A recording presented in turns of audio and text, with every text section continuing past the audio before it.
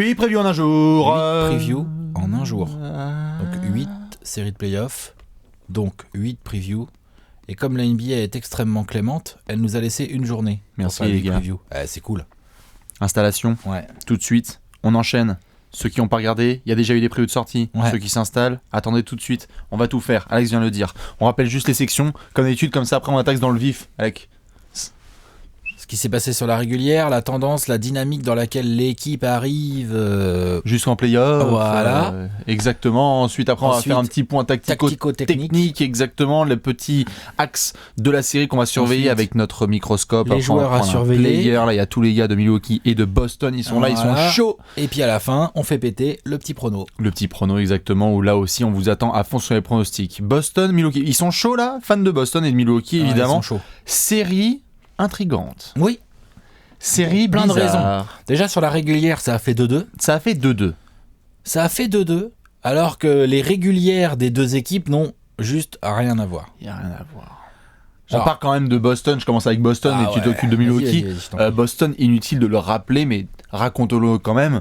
Au niveau des blessures, au niveau du mindset, au niveau du taf de Brad Stevens, au niveau de la défense, au niveau de l'évolution des jeunes, Watts, Jaylen Brown, Jason Tatum, que se passe-t-il? Les contributions de certains, Daniel Theis, intégration de Kyrie Irving, saison magnifique de Brad Stevens, etc. Tu termines deuxième de la conférence Est, magnifique performance par rapport au contexte qu'on connaît avec les blessures. Tu termines forcément difficilement parce qu'il y a énormément d'enthousiasme en début de saison, et puis la fin est un peu en Kyrie Irving genou. Mais Marcus Smart, Daniel Theis, donc beaucoup de blessures. Au moment où ça dit attention, faut faire attention, les Celtics ont enfilé 5-6 victoires d'affilée histoire de rappeler à tout le monde. Pour rappeler à tout le monde que ce sont des patrons, mais quand même sur la fin de saison, on est un peu en mode Boston, c'est forcément Kyrie, dur. Gordon Hayward. Tu vois, il y a eu des matchs là de fin de saison où tu regardais l'effectif, tu sais quoi? C'est qui? Il vient d'où? Par contre, Milwaukee, Alex? Milwaukee, c'était vraiment pas bien comme saison. Par rapport au pronostic. Ouais, même par rapport à l'effectif finalement. Ok, il manque un pivot un peu plus dominant. Ok, d'accord. Bon, enfin, niveau talent, ça va les gars? Giannis Antetokounmpo, Chris Middleton, Eric Bledsoe, Jabari Parker qui vient. T'as quand même le rookie de l'année sur le banc ou en tout cas en 6e homme machin. Ils avaient du monde. T'as du monde. Ils ont fini par virer Jason Kidd. Moi, dans un timing que je trouve pas bon, virer Jason Kidd, ça se défend. Dans le sens où il a fait du bon taf sur les jeunes. Après, quelles sont les limites réelles de Jason Kidd? Visiblement, après, ils en ont pas fait état publiquement, mais je pense qu'il y avait des soucis relationnels avec les patrons, je pense. Ouais, même certains joueurs. Jason Kidd, de toute façon, il a pas la réputation d'être le mec le plus cool de la Terre à vivre. Donc voilà. C'est ça. Donc, bon.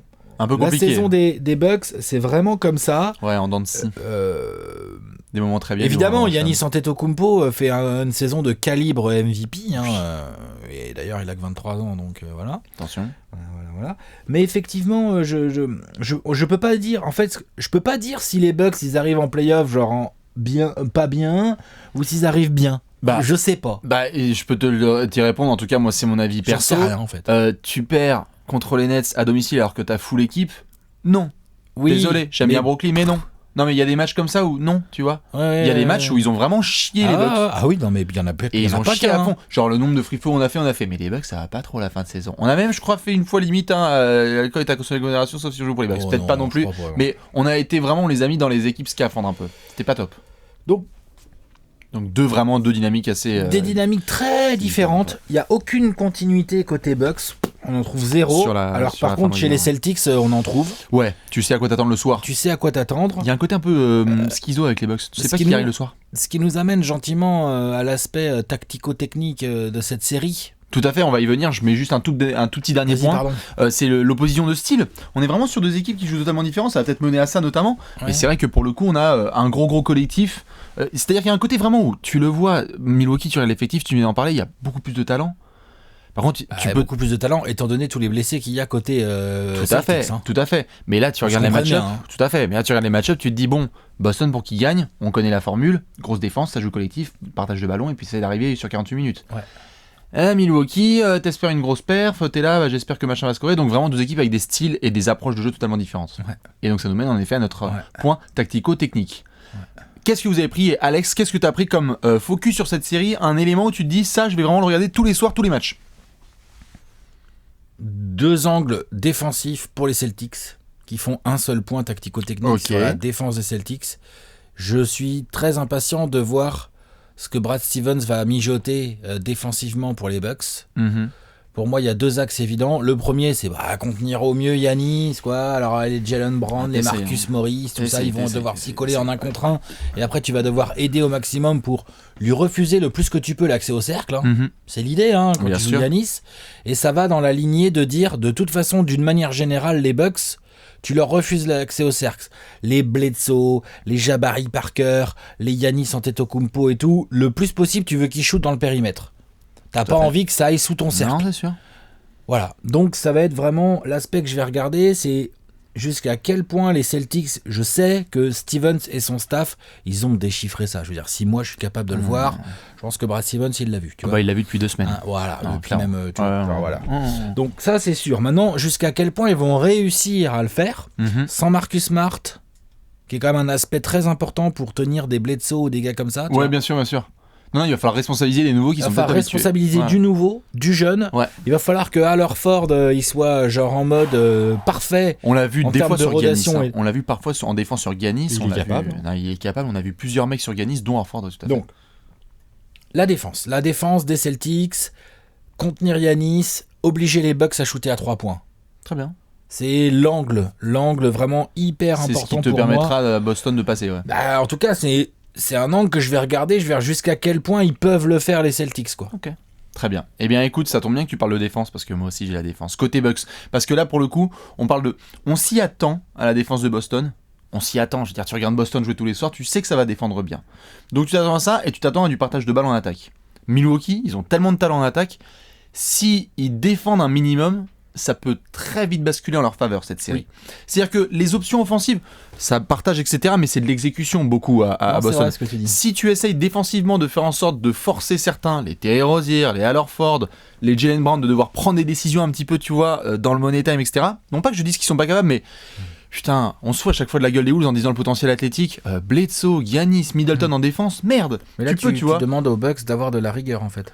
Alors, sert de la rigueur, donc c'est en effet une punchline, tout à fait. C'est une punchline cette année. C'est une punchline, tout à fait. Mais ils ont été capables aussi, on l'a vu l'année dernière, ils se sont ramenés à Toronto, ils menaient la série 2-1. C'est des gars qui sont capables, ils connaissent leur potentiel. Et surtout, j'attends notamment cette histoire de défense autour de Giannis. Là, tu en parlais du point de vue de Boston. Moi, j'attends du côté de Milwaukee parce que les playoffs, c'est les rendez-vous des stars.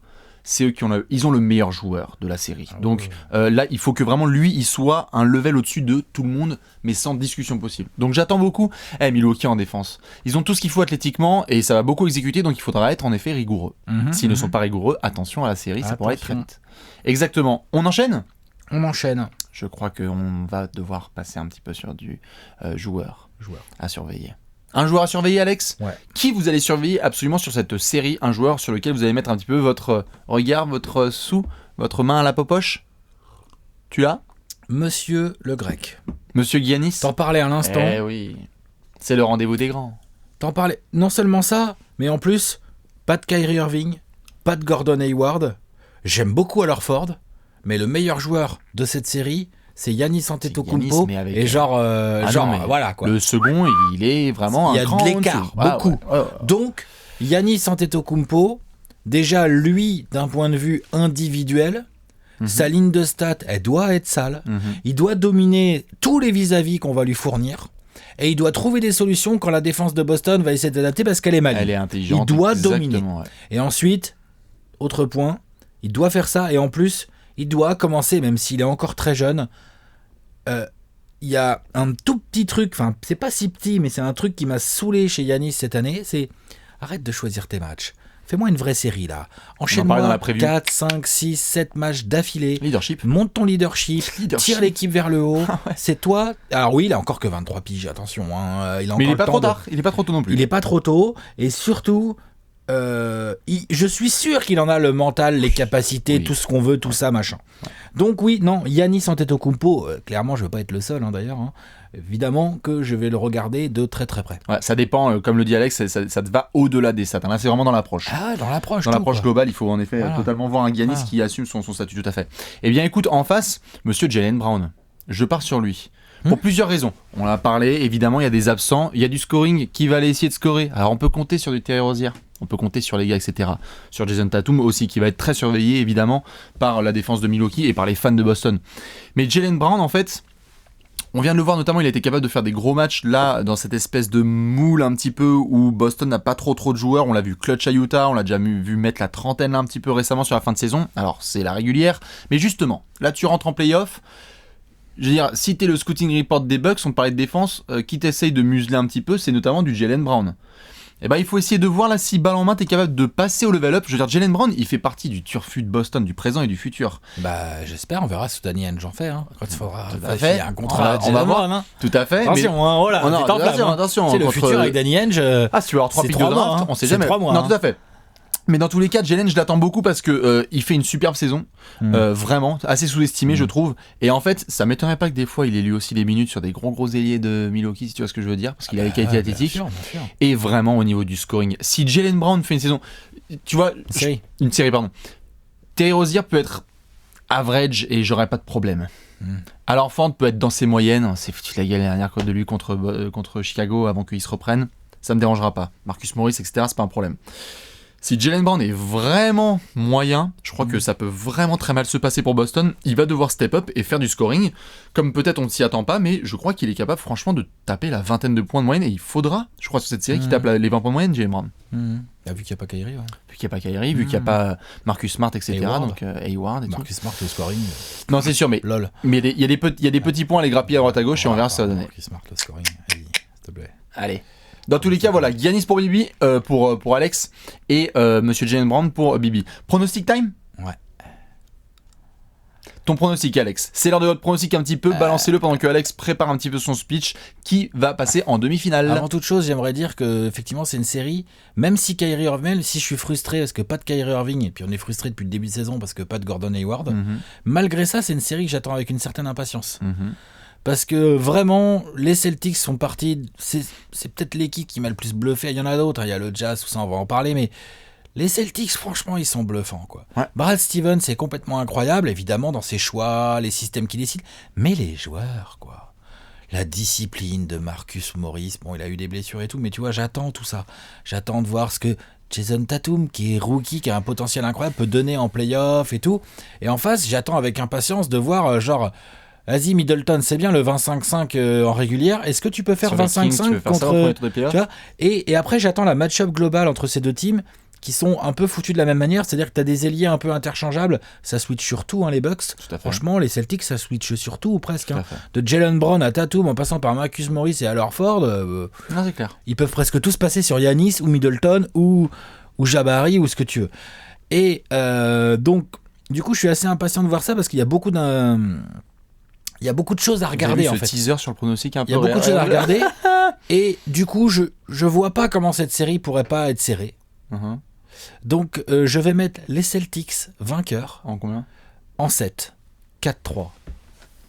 4-3 Celtics, à l'arrache, à l'honneur. Tu sais, la fierté en mode au trèfle là. Okay. Tu vois, genre l'âme verte et tout. Là. Tu dis Terry Rozier, va y avoir un Terry Rozier game. Bien sûr. Jaylen Brown, je sais pas, j'espère pour lui qu'il va réussir à step up, mais je suis même pas si inquiet que ça. J'ai l'impression que Brad Stevens peut nous foutre Gershon et Abouzélé et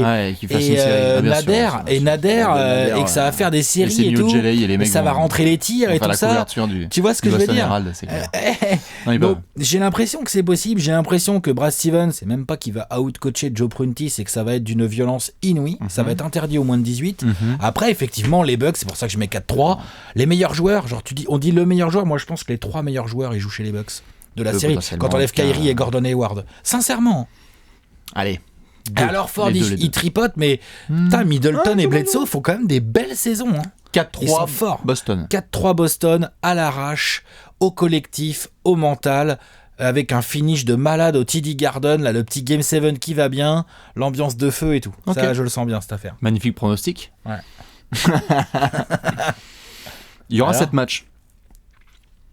Mais c'est Milwaukee qui passe. Bon, à Boston. Genre Milwaukee vont gagner un Game 7 à Oui, Boston. je pense que s'il doit y avoir... À la base, j'étais parti en 6 potentiellement, mais je pense déjà, que... tu vois, à la limite, j'y croirais plus, quoi. Ok, je pense que si ça part en 7 sur un match comme ça, je suis plus confiant d'avoir la superstar de mon côté, même si c'est l'exécution, Boston, etc. Mais en tout cas, je vois plutôt Milwaukee passer cette série, bizarrement. J'aime beaucoup ce que fait Boston, no disrespect, mais j'ai vraiment l'impression que...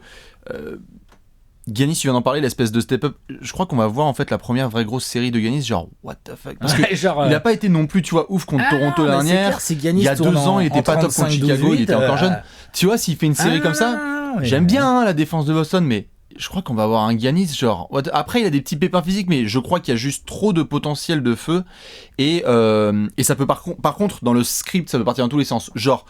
Tu peux avoir 3-1 Milwaukee et on se retrouve en 7 et finalement Milwaukee remporte la série. Beaucoup de choses. Non mais tu vois, il peut y avoir beaucoup de matchs serrés aussi. Exactement. Je sais que c'est ballsy mais je suis juste assez confiant si tu te ramènes à Boston pour le dernier game parce que même s'il y a l'âme, trèfle, etc., la grosse défense. Ralentir le jeu, gérer le tempo. Tout à fait. Mais je veux bien avoir 48 minutes avec Giannis de mon côté, des deux côtés du terrain, où il peut défendre sur Jaylen Brown et Terry Rozier, et alors Ford le type. Donc, bien sûr. Donc c'est pour ça. Je pense que Milwaukee va en demi-finale. Et pas 2 fautes dans le premier quart. Tout à fait. Et que Joe Prunty fasse des mauvaises rotations. C'est clair et net.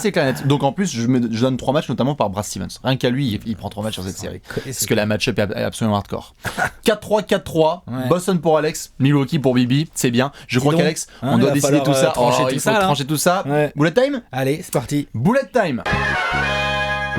Ok, la boulette. On va retirer ça. Sortez les briquets. Vas-y Diams, ma gueule. On est tranquille avec le balachiote, on rappelle juste la règle. TTB, trust de boulette. La boulette ne ment jamais. Alex, tu pars donc sur 4-3 Boston, tu rentres la boulette. Faut que je la mette celle-là. C'est un sweep. Allez Alex, vas-y. Il nous en faut une, au moins sur les 8. S'il vous plaît, appliquez-vous les cocos.